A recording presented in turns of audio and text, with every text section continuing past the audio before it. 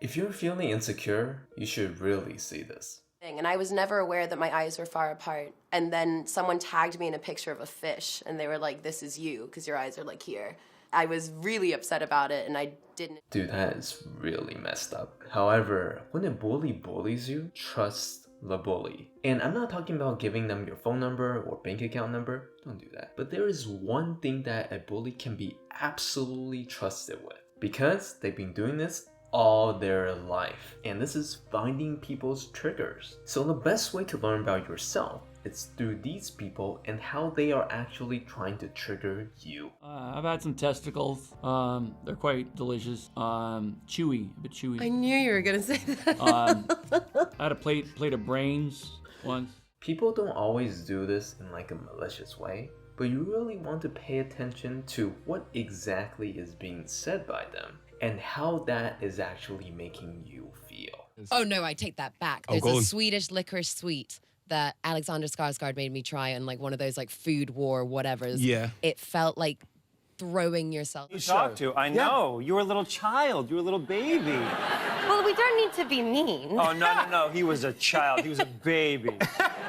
Can we say... What we repeatedly pay attention to, this is what we can change and control. Because now we actually know what the other side is doing, and we can resist it. If you're finding this helpful, give this a like. But now let's turn that trigger into something that you can actually fight insecurities with. You can do this by simply, actually it might not actually be simply, by turning this into something you can quickly remember. Trust your feet. It means a couple of things to me. I used to be a dancer, and in ballet, it's all about getting your foot underneath you. So plant yourself in the ground and trust that your feet... Yeah, so kind of pay attention to what kind of statements you can say to yourself to counter against those insecurities and make it into something like a mantra, something that you can repeatedly remind yourself, and then eventually becomes your own voice and your own thoughts. So I've made a rule that whenever I do something that's scary, I get to do something ridiculous that I've always wanted to do.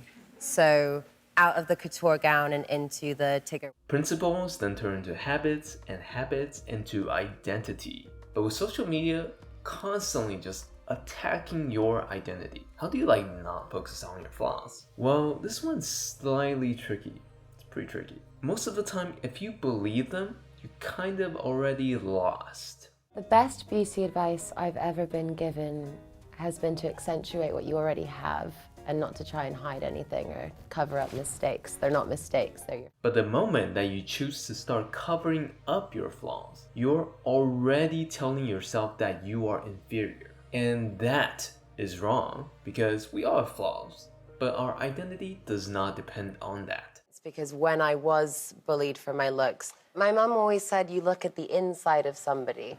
You look at the inside of somebody, you don't look at class, you don't look at... So resist the tendency to kind of withdraw and instead enhance yourself to become someone you are proud to be. So now if you're like, that makes sense, where do I start? Here's a pretty accurate way to kind of find out your insecurities if you don't just have a bully lying around.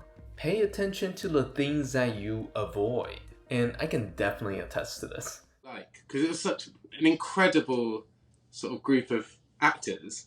It was, it must have been a being dream. completely...